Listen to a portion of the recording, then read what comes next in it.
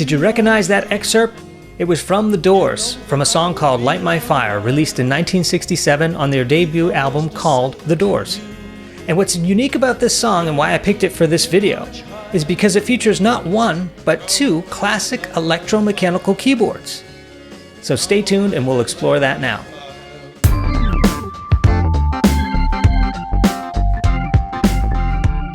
So thanks for joining me on this video. My name is Mark and this is My Keys to Music. And on this channel we do all kinds of things, mostly related to obviously keyboards, but specifically I highlight the Nord line of keyboards, the Electro 5, the Stage 3, and eventually the Nord Electro 6.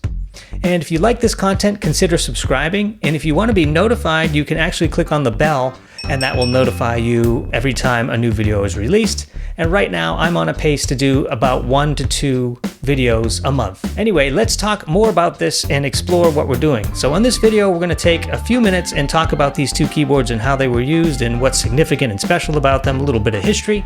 Then we'll go into a brief, about a 5-minute lesson where I'm going to show you how to use your Nord keyboard and easily emulate these two keyboards.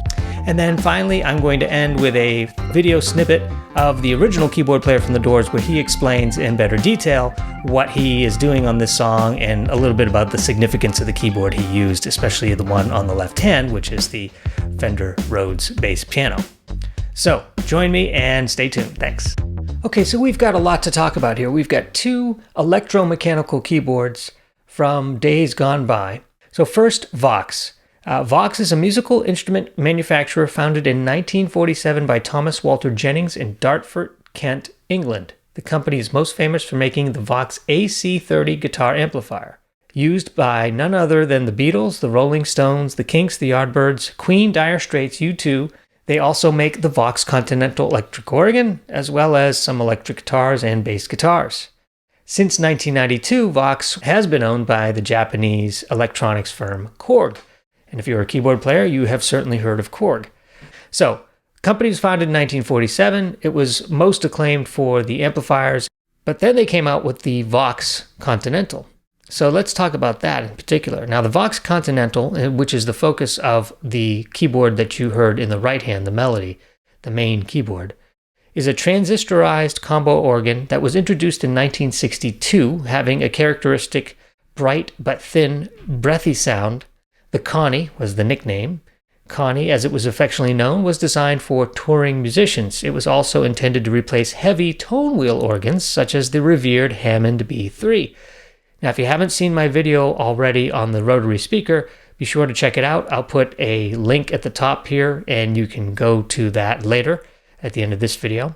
You don't want to miss that one because I show you the tone wheels and the inner workings of a B3. So again, another electromechanical keyboard. The other unique thing about the Vox Continental is that the keys were black, or the main keys were black, and what the black keys were white, much like the configuration of a harpsichord. So that is interesting and it's unique. And what I think is interesting and unique about it, it has such a great flat top where you can put stuff on it. And that's exactly what musicians did. They put other instruments on it. And you'll see here in a second, here's a great picture of the Doors with the Vox on the bottom and the Rhodes Piano Bass on the top. All right, so let's take a look at Vox today. Here you can see I actually have gone to the Vox amplifiers or voxamps.com. And you can see here they're brand new, essentially brand new. I mean, it came out in 2017. And you can still buy amps. I mean, look at all these huge varieties of amps that you can buy at Vox, and guitars, effects pedals, things like that, accessories, and keyboards. So let's take a quick look at a modern day Vox. Here you can see what that looks like. All right, so that's Vox. Now let's talk about the Rhodes. Now the Rhodes has an interesting history. Harold B. Rhodes has one of the most storied careers in 20th century music. He is acclaimed not just as an inventor of instruments, but as an early music educator and an elder statesman of the music industry. He was born in 1910, and his claim to fame back then was really as a piano teacher. And there was a Rhodes piano technique, if you will, where he was training many people how to play the piano, and he would train people over the air. Like during World War II, after the Battle of the Bulge, the Air Surgeon General asked Rhodes, by now America's most popular piano teacher, to devise a musical therapy program for convalescing GIs. At a loss to know where to get enough pianos, Rhodes hit upon the brilliant idea of using Air Force surplus parts from US bombers to make miniature laptop piano kits the troops could build for themselves. Now the story gets even more interesting.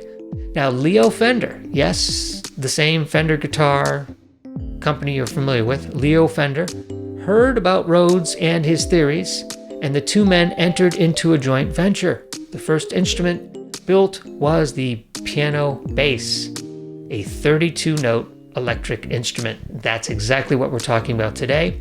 And when you hear the term Fender Rhodes, you know what that means. Quite an interesting story. I didn't really know all the details myself until making this video, so it's exciting for me as well to learn about this. Before the Rhodes, pianists had to be content remaining in the background of jazz and rock ensembles. They simply could not compete with the volume put out by screaming rhythm section of drums, bass, horns, and electric guitars. Rhodes' elegant solution was not only to amplify the piano, but to completely revolutionize the piano action itself. The result was a total unique instrument, which, as Ray Charles testified, had the effect of an atom bomb on the musical landscape. Everything was changed forever. So without further delay, let's emulate these two great, fantastic historical keyboards on our very own fairly late model Nord Electro 5, and we'll see about putting those sounds together so that you can experiment and enjoy these two great instruments yourself. Okay, let's set this up. We want a Rhodes Piano Bass in the left hand and a Vox Continental in the right. I happen to be using a Nord Electro 5D here, but if you have a Nord Stage 3 or an Electro 6 or another organ from Nord, the principles are the same. You basically need to split the keyboard and get a Rhodes in the left hand and a Vox in the right. Fairly straightforward, but let me take you through that right now. So I have an empty program here. The first thing I want to do on my left hand is turn on the piano part. So here on the Electro 5, I'm going to turn on the piano engine. And then I'm going to direct that to the category of Electric Piano 1, which actually brings me to the exact sample that I need, which is E Piano 1, MK1, which if you look on the Nord website, and we'll go take a look at that here in a second, that is an actual Rhodes that emphasizes the bass part. So it's actually pretty cool. So here I am on the Nord website. I'm going to direct my browser to the sound libraries and select Nord Piano Library. From there, I'll click on Electric Pianos just to take a look at what we're using here. The sample that I think is the closest to the Rhodes Piano Bass is actually this one here, the EP MK1 Low Deep. Now this is from a MK1 built in 1978 and adjusted to deep timbre. The amplitude is set to low. These settings give the piano a bassy sound with more fundamental than harmonics. So I picked this. It is not a Rhodes Piano Bass, but it's the closest thing that I can find short of actually having a sample for the Rhodes Piano Bass. If the question is, does Nord make a sample for Rhodes Piano Bass? It does not, that I know of, that I can see here for sure. And, I don't know if one is being planned, but this one comes pretty close. Let's just play that right now and hear what that sounds like. So what I would do normally is then put down the octave shift down 1. There we go. Now that sounds like a bass piano to me. All right, so let's split the keyboard. So I just hit the split button there. And on the right hand, I need to get that Vox Continental. Again, a pretty straightforward thing. All I need to do is turn on my organ engine on the right-hand side and direct it to the model called Vox, or VX here on your indicator, which stands for Vox Continental. And because the keyboard is split, and I've got my organ on the right and my piano on the left, that should show up here with the Vox on the right, which it does. Now, some adjustments I'd make to the Vox right away is first, I'd turn off the vibrato and chorus. That is really up to your taste. I don't really hear much vibrato and chorus on the original cut, but essentially you can choose what you'd like on that, because the fact that you can even turn this on when that organ model is on indicates that it's true to the original Vox, that there was some vibrato or chorus attributes available to you. The other thing I would do is turn up and pull out all the organ stops so that they're all out. Please note that on the original Vox Continental, there were not necessarily 9 of these. So you'll see that this second to the last one here shows no light, whereas all the others do. Doesn't show an indicator. So just a little trivia there. So I'm going to turn off my chorus, organ stops out, and then I think I like the range. Maybe I'd go down an octave. Yeah, that's what I would do. All right, and then I'd add some reverb. So I'm going to go soft stage somewhere in the middle, and then I'm going to listen to the balance between my... Not too bad. I got to turn on that reverb. And already you can hear the essential fabric of this original combo coming through. The only other thing I would do besides playing with some things here, let me give you some tips on the keyboard touch option under that electric piano. If you listen to this, it's pretty subdued, which is pretty much true to form for what that Rhodes bass sounded like. But if you add some keyboard touch, you'll get a little bit more distortion out of it without having to push so hard. You can still get the distortion, you just have to push harder. So that keyboard touch is something that you can play with that. I normally keep it off just to keep that kind of low rumbling bass going on there. And then on the right side for the Vox, although this was not necessarily something that was done, but you can introduce a rotary speaker. So I'll put that in my upper part and direct this to the rotary speaker. Now the rotary speaker works a little differently on the stage 3. On the stage 3 it's on your far left and you can turn it on that way.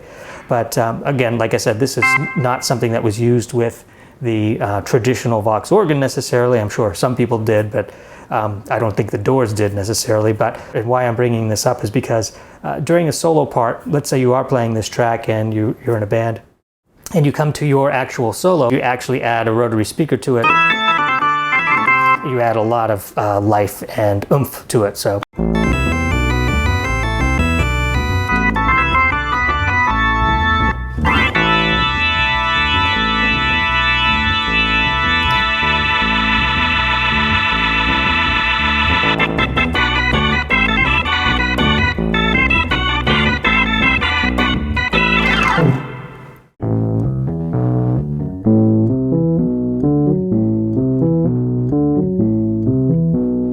A minor to B minor, what we're doing is our variation, our homage to John Coltrane.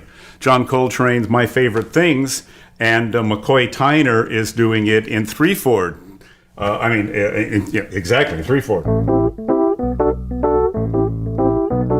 And we're doing...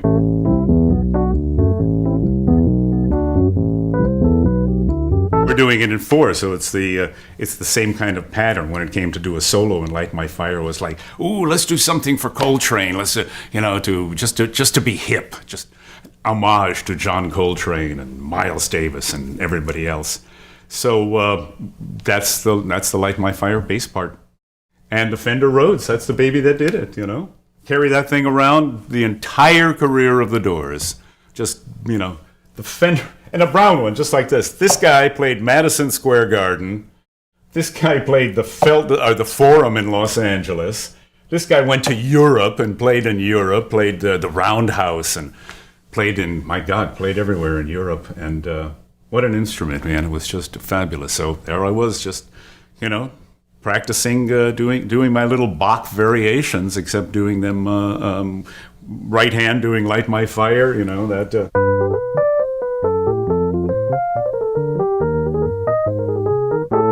So I'm doing the same thing. I'm doing it on the bass, and it was great, man. Great instrument. I just absolutely loved it. Well, thanks for joining me on this video. I hope you learned a lot. I know I did, regarding the Vox Continental and the Rhodes Piano Bass. If you ever have your Nord Electro 5 or your Nord Stage 3 handy, feel free to warm them up and give this particular lesson a try. It's actually pretty easy. It's one of the easier things you can do. And then you can explore the songs from the Doors. That's a good one to explore, but there are other groups out there that you can explore as well. As always, thanks for joining me on this video, and thanks for watching. Take care, and we'll see you in the next one.